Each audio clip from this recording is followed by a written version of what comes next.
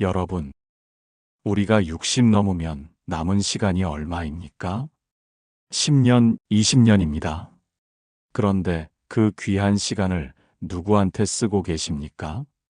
항상 내가 먼저 연락해야만 만나주는 사람, 내가 찾지 않으면 절대 안 찾아오는 사람, 이런 사람들한테 귀한 시간 낭비하고 계십니까? 한번 실험해 보세요. 석 달간 먼저 연락하지 마세요. 그러면 진실이 보입니다. 연락 한 통 없습니다. 이게 친구입니까? 오늘 이 영상에서 먼저 연락 안 하는 사람을 만나면 안 되는 이유를 명확히 알려드리겠습니다. 여러분, 솔직히 말씀드리겠습니다. 지금 휴대폰 들어서 통화 기록 보세요. 최근 한 달간 누가 먼저 전화했습니까? 전부 내가 먼저 걸었지 않습니까? 문자 기록도 보세요. 전부 내가 먼저 보낸 것 아닙니까? 카카오톡도 마찬가지입니다. 내가 보낸 말풍선만 가득합니다. 상대방이 보낸 건 거의 없습니다. 이게 뭘 의미할까요? 답은 명확합니다.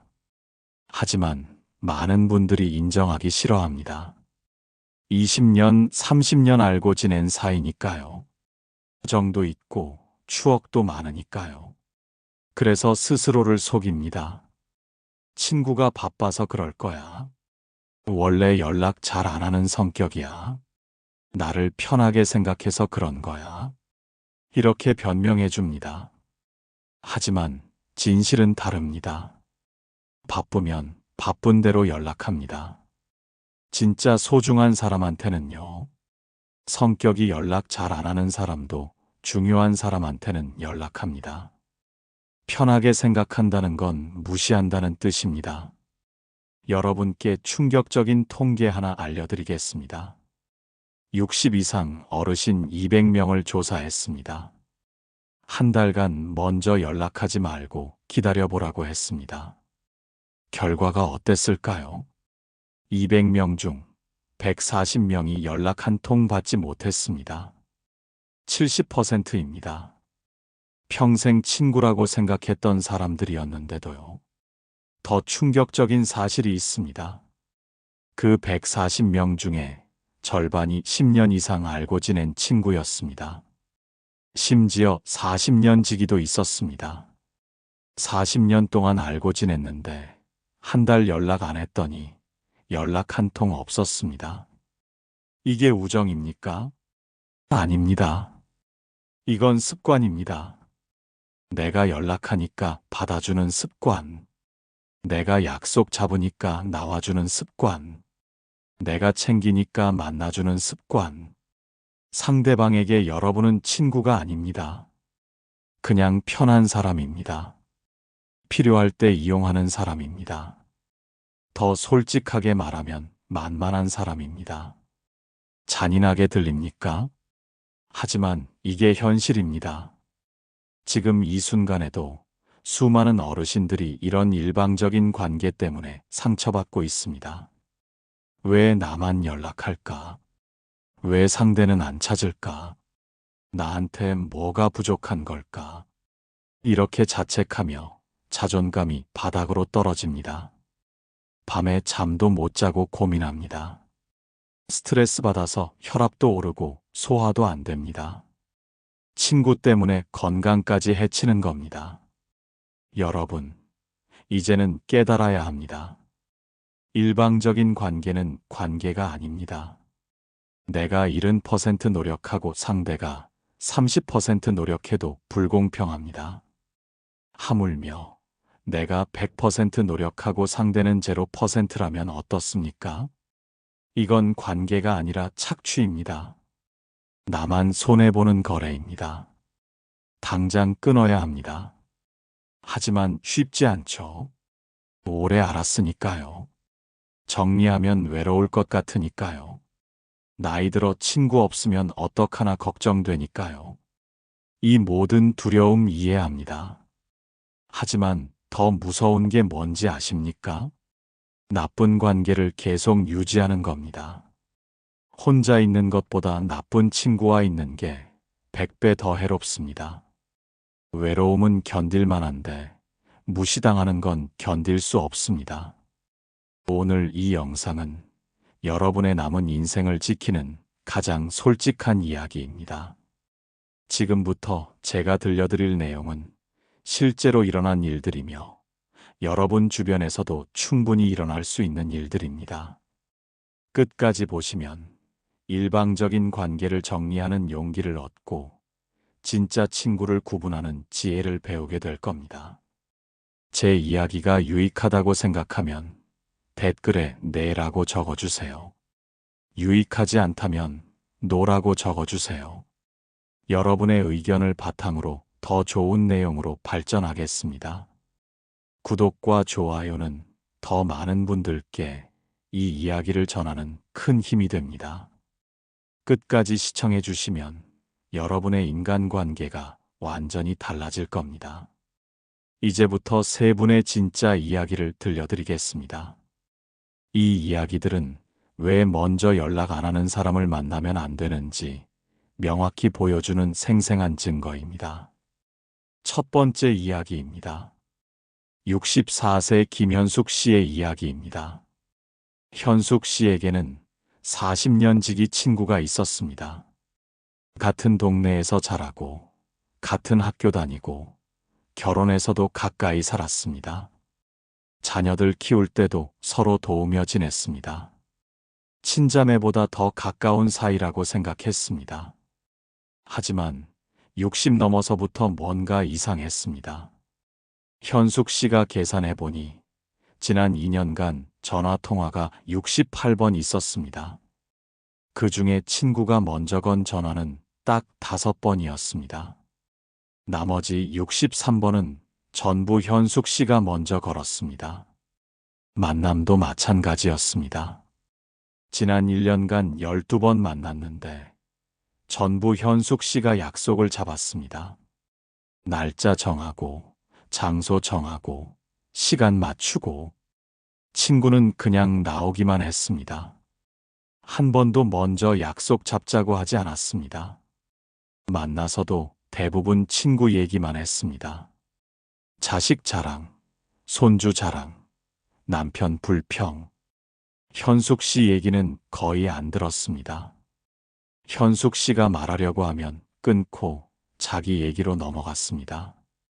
현숙 씨는 점점 지쳐갔습니다. 나는 친구라고 생각하는데 친구는 나를 뭐라고 생각할까? 혹시 나를 만만하게 보는 건 아닐까? 이런 생각이 들자 억울하고 화가 났습니다. 그래서 실험을 했습니다. 석 달간 먼저 연락하지 않기로 했습니다. 친구가 먼저 연락 올지 기다려보기로 했습니다. 한 달이 지났습니다. 연락 없었습니다. 2달이 지났습니다. 여전히 연락 없었습니다. 석 달이 지났습니다. 끝까지 연락 없었습니다. 40년 친구가 석 달 동안 연락 한 통 없었습니다. 현숙 씨는 충격받았지만 동시에 깨달았습니다. 이 친구에게 나는 중요하지 않구나. 그냥 심심할 때 불러내는 사람이구나. 현숙 씨는 그 친구와 연락을 끊었습니다. 지금 1년이 지났습니다. 친구한테서 연락 한 통 없습니다. 현숙 씨는 처음엔 섭섭했지만 지금은 홀가분합니다. 두 번째 이야기입니다. 67세 이상철 씨의 이야기입니다. 상철 씨는 고등학교 동창회 총무를 15년간 했습니다. 매 분기마다 모임을 주선했습니다. 날짜 정하고, 장소 예약하고, 친구들한테 일일이 연락했습니다. 회비 걷고, 식당 예약하고, 2차 장소까지 알아봤습니다. 친구들은 올 때만 왔습니다. 고맙다는 인사도 별로 없었습니다. 당연하게 여겼습니다. 상철 씨가 하는 거니까요. 작년에 상철 씨가 무릎 수술을 받았습니다. 석 달간 거동이 불편했습니다. 그래서 분기 모임을 못 잡았습니다. 그런데 놀라운 일이 벌어졌습니다. 아무도 모임을 주선하지 않았습니다. 단톡방은 조용했습니다. 상철 씨 안부 묻는 사람도 거의 없었습니다. 석 달이 지나 상철 씨가 회복됐습니다. 그리고 또 석 달을 더 기다려봤습니다. 누가 모임 잡자고 할지 궁금했습니다. 6개월 동안 아무도 모임 얘기 안 했습니다. 상철 씨는 배신감을 느꼈습니다. 15년간 총무하면서 60번 넘게 모임 잡아줬는데 내가 한 번 못하니까 6개월 동안 아무도 안 하네. 상철 씨는 깨달았습니다. 이 친구들은 나를 총무로만 본 거구나. 친구가 아니라 일 처리해주는 사람으로 본 거구나. 상철 씨는 동창회를 나왔습니다. 지금 2년이 지났습니다. 동창들한테서 연락 거의 없습니다. 상철 씨는 이제 진짜 친구 서너 명하고만 만납니다.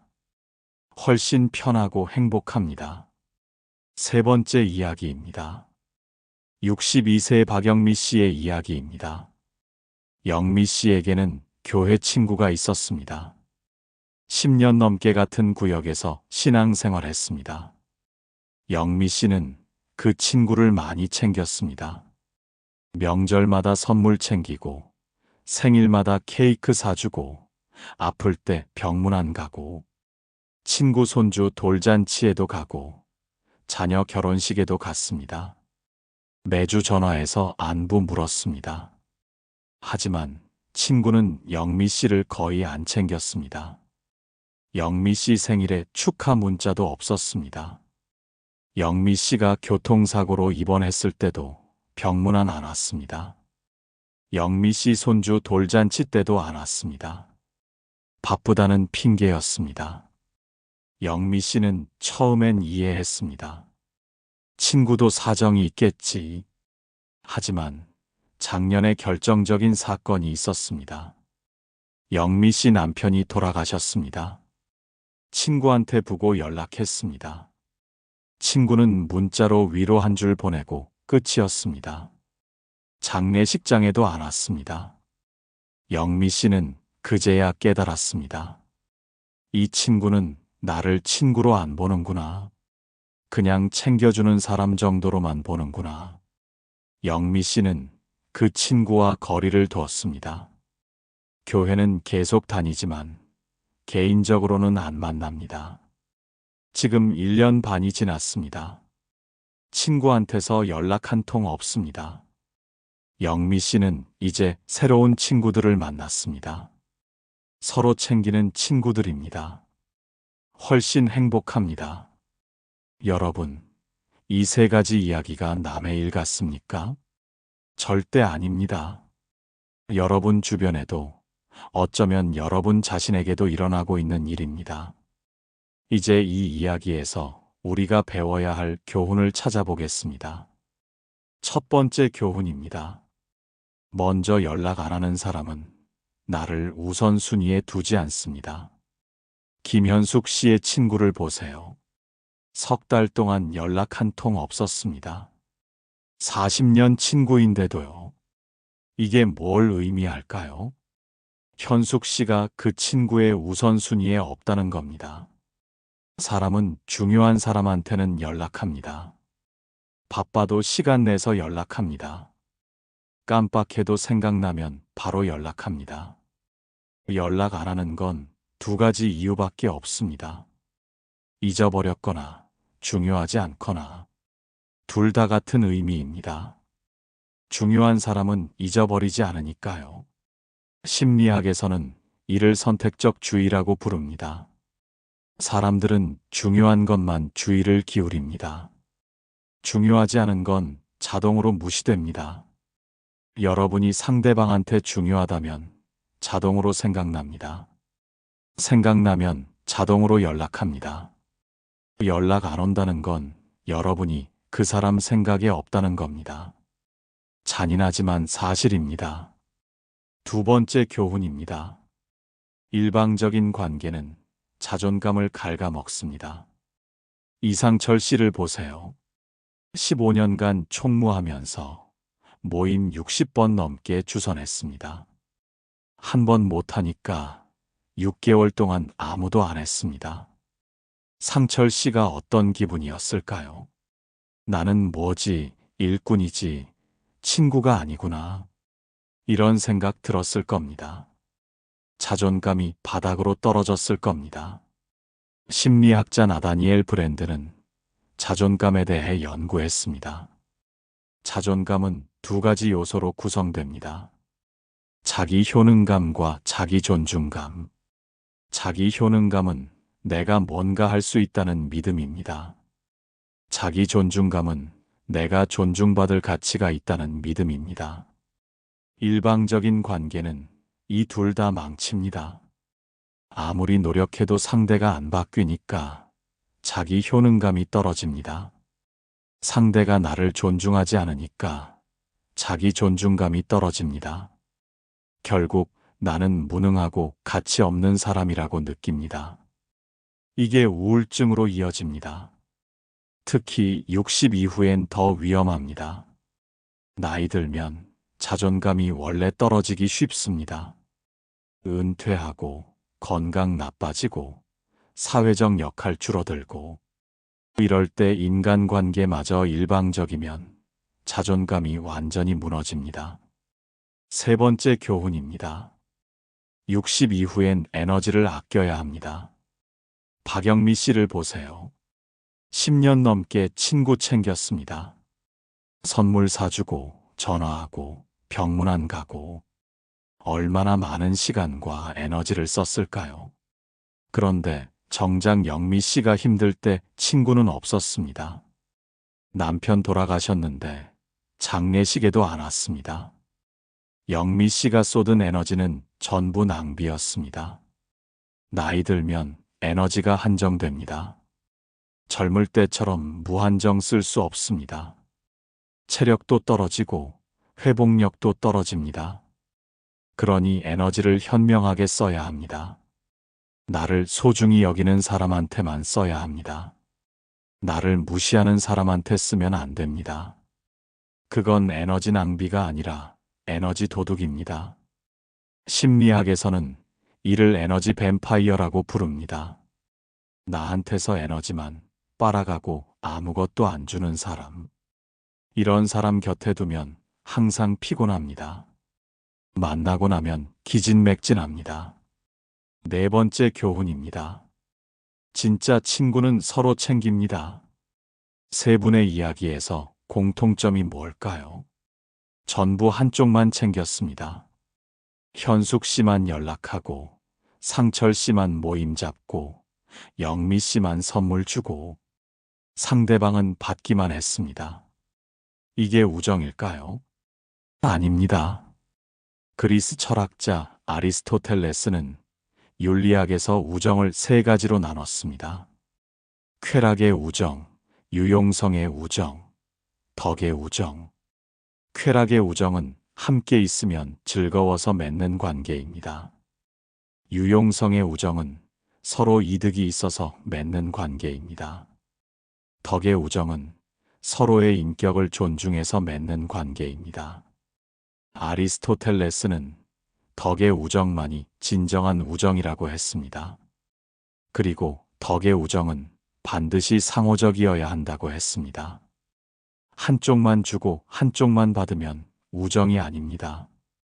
그건 주종관계입니다. 진짜 친구는 서로 챙깁니다. 내가 연락하면 상대도 연락합니다. 내가 아프면 상대가 찾아옵니다. 내가 기쁘면 상대도 기뻐합니다. 이게 우정입니다. 이제 심리학적으로 분석해 봅시다. 왜 어떤 사람들은 먼저 연락을 안 할까요? 심리학자 존 볼비는 애착 이론을 만들었습니다. 사람들은 어릴 때 부모와의 관계에서 애착 유형이 형성됩니다. 안정 애착, 회피 애착, 불안 애착. 회피 애착을 가진 사람들은 관계를 불편해합니다. 가까워지는 게 부담스럽습니다. 그래서 먼저 연락하지 않습니다. 거리를 두려고 합니다. 불안 애착을 가진 사람들은 버림받을까 두려워합니다.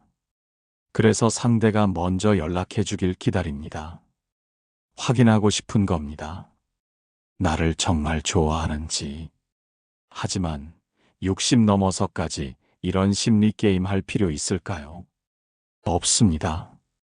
애착 유형이 어떻든 진짜 친구라면 노력해야 합니다.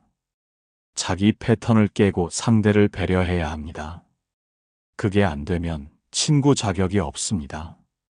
보편적인 메시지로 확장하겠습니다. 60 이후의 인간관계는 균형이 중요합니다. 내가 70 주고 상대가 30 받아도 불공평합니다.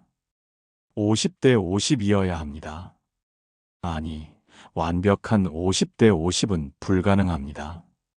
때로는 60대 40일 수도, 40대 60일 수도 있습니다. 중요한 건 장기적으로 균형을 이루는 겁니다. 한쪽만 계속 주면 안 됩니다. 프랑스 사회학자 마르셀 모스는 증여론에서 말했습니다. 선물은 세 가지 의무가 있다. 주는 의무, 받는 의무, 갚는 의무. 주기만 하고 갚지 않으면 관계가 깨집니다. 받기만 하고 갚지 않으면 빚이 쌓입니다. 인간관계도 마찬가지입니다. 연락도 주고받아야 합니다. 챙김도 주고받아야 합니다. 한쪽만 주면 언젠가 터집니다. 로마 철학자 세네카는 우정에 대한 편지에서 이렇게 말했습니다. 친구를 사귈 때는 신중하게 골라야 하지만 일단 사귀면 끝까지 가야 한다. 하지만 상대가 친구 역할을 안 한다면 어떻게 해야 할까요? 끝까지 갈 필요 없습니다. 이미 관계가 깨진 겁니다. 내가 끊는 게 아니라 상대가 이미 끊은 겁니다. 나는 그저 현실을 인정하는 겁니다. 이제 행동할 시간입니다. 더 이상 일방적인 관계에 매달리지 마세요. 먼저 연락 안 하는 사람한테 계속 연락하지 마세요. 시간 낭비이고 에너지 낭비이고 자존감 낭비입니다. 과감히 정리하세요. 죄책감 느낄 필요 없습니다. 오래 알았다고 끝까지 가야 한다는 법 없습니다. 나를 소중히 여기지 않는 사람은 과감히 놓아주세요. 그래야 진짜 소중한 사람들한테 집중할 수 있습니다. 구체적으로 어떻게 해야 할까요? 지금부터 오늘 당장 실천할 수 있는 4가지 방법을 알려드리겠습니다. 하나씩만 실천해도 여러분의 인간관계가 완전히 달라질 겁니다. 첫 번째 방법입니다. 한 달 실험을 하세요. 지금 당장 결정하기 어렵다면 실험부터 해보세요. 한 달간 먼저 연락하지 마세요. 지금 떠오르는 그 친구한테 말입니다. 항상 내가 먼저 연락하는 그 사람. 한 달간 연락 안 하고 기다려보세요. 상대가 먼저 연락 올지 지켜보세요. 달력에 표시하세요. 오늘부터 30일 후까지 매일 확인하세요. 연락 왔나 안 왔나? 30일 후에 결과를 보세요. 연락 왔습니까? 몇 번 왔습니까? 어떤 내용이었습니까? 진심으로 안부 물었습니까? 아니면 필요한 일이 있어서 연락했습니까? 이 결과가 진실을 말해줍니다. 연락 한 통도 없었다면 답은 명확합니다. 그 사람한테 여러분은 중요하지 않습니다. 연락 왔어도 한두 번이고 필요한 일이었다면 마찬가지입니다. 여러분은 그냥 이용 대상입니다. 반대로 연락 여러 번 왔고 진심 어린 안부였다면 다릅니다. 그 사람은 진짜 친구입니다. 단지 먼저 연락하는 스타일이 아닐 뿐입니다. 그럴 땐 관계를 유지하되 여러분이 조금 더 연락하는 쪽으로 조정하세요. 하지만 대부분은 첫 번째 경우일 겁니다. 연락 없을 겁니다. 그럼 과감히 정리하세요. 두 번째 방법입니다. 관계 일기를 쓰세요. 노트 하나 준비하세요.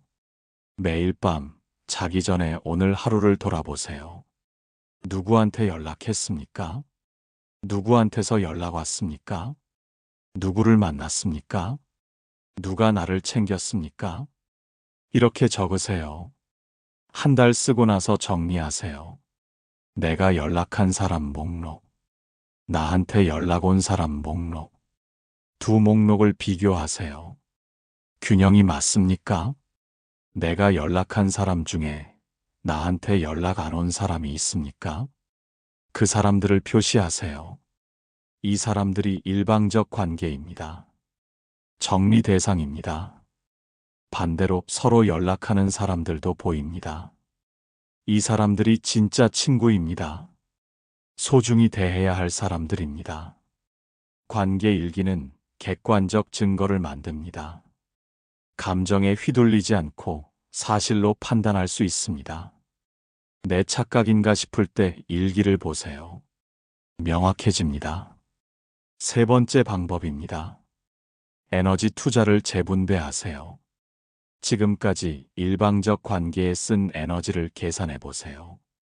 한 달에 몇 번 연락했습니까? 몇 시간 통화했습니까? 몇 번 만났습니까? 선물은 얼마어치 샀습니까? 전부 합치면 엄청난 에너지입니다. 이제 이 에너지를 다른 곳에 쓰세요. 어디에 쓸까요? 첫째, 나 자신한테 쓰세요. 취미 생활 하세요. 책 읽고, 운동하고, 여행 가세요. 나를 위한 시간을 만드세요. 혼자 있는 시간을 즐기세요. 둘째, 진짜 친구한테 쓰세요. 서로 챙기는 친구들한테 더 잘해주세요. 자주 연락하세요. 생일 챙기고, 명절 챙기고, 아플 때 찾아가세요. 좋은 관계는 노력해야 유지됩니다. 셋째, 새로운 관계에 쓰세요. 복지관 프로그램 참여하세요. 문화센터 강좌 들으세요. 등산 모임, 노래 교실, 봉사활동. 새로운 사람들을 만나세요.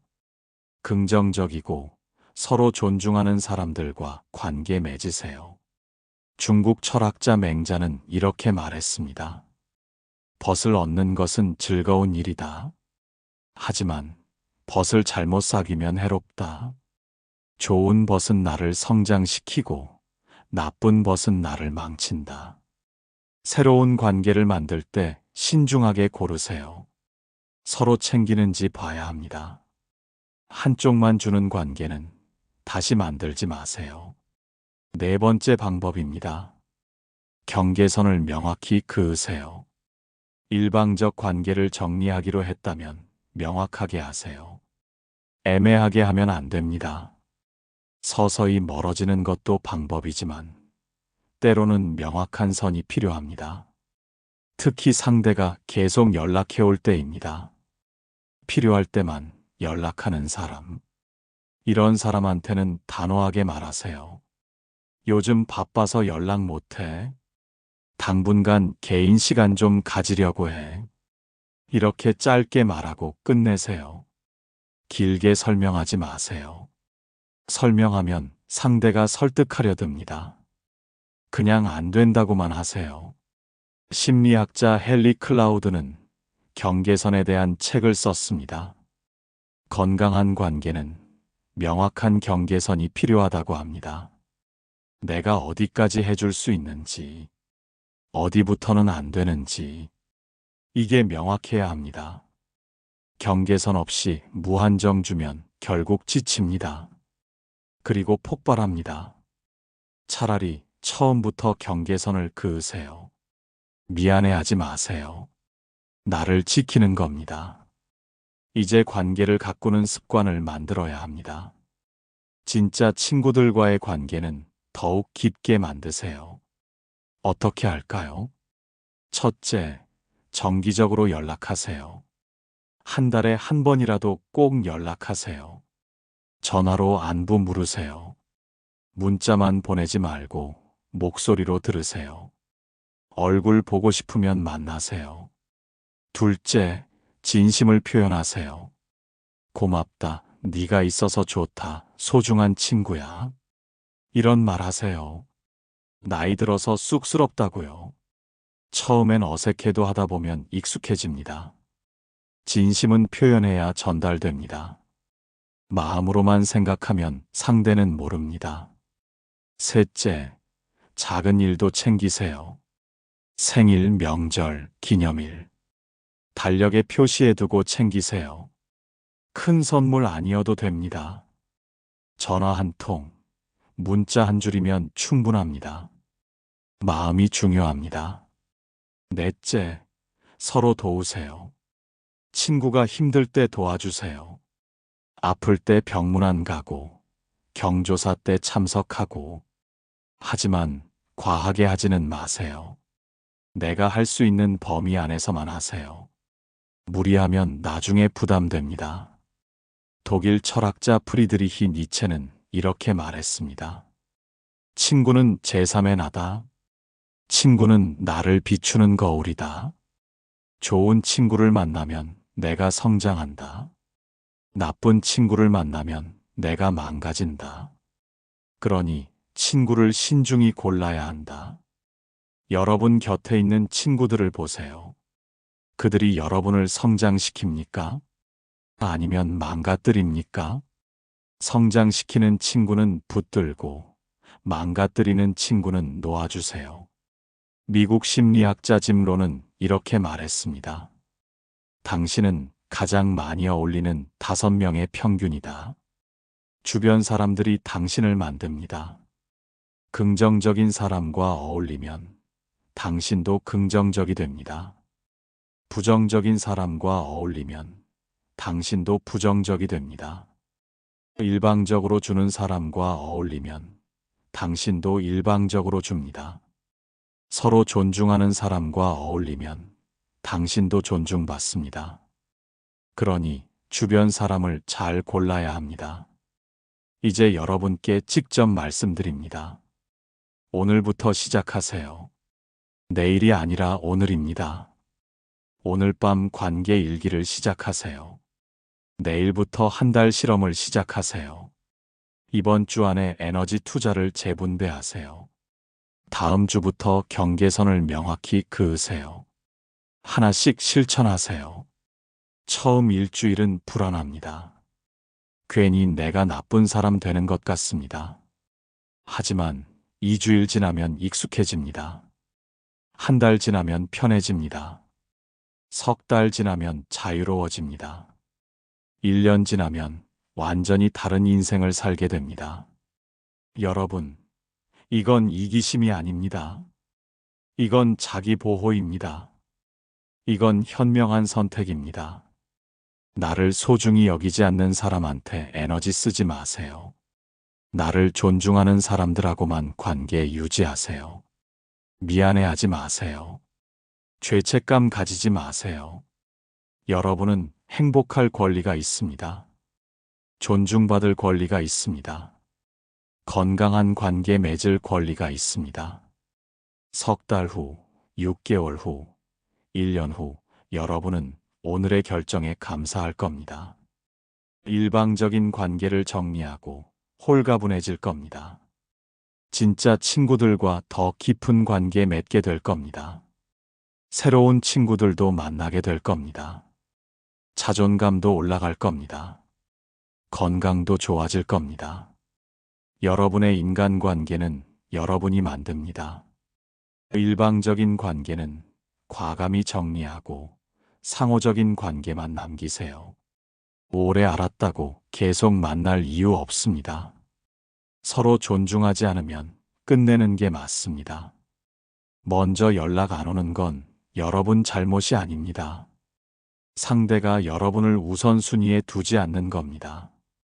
그런 사람한테 더 이상 시간 낭비하지 마세요. 오늘부터 여러분의 인간관계를 재정비하세요. 그 작은 용기가 남은 인생을 완전히 바꿔놓을 겁니다. 영상 끝까지 봐주셔서 진심으로 감사드립니다. 오늘 말씀드린 4가지 방법 중에서 여러분이 실천할 것은 몇 번인지 댓글로 적어주세요. 하나만 하실 건가요? 2개 하실 건가요? 아니면 4개 전부 하실 건가요? 여러분의 댓글 하나하나가 저에게 큰 힘이 됩니다. 더 나은 콘텐츠를 만드는데 큰 도움이 됩니다. 여러분의 참여가 이 채널을 더욱 가치 있게 만듭니다. 당신의 작은 댓글이 다른 분들께 용기가 될 수 있습니다. 구독과 좋아요도 꼭 부탁드립니다. 여러분의 행복한 노년을 위한 진솔한 이야기를 계속 전하겠습니다. 끝까지 함께 해주셔서 감사합니다.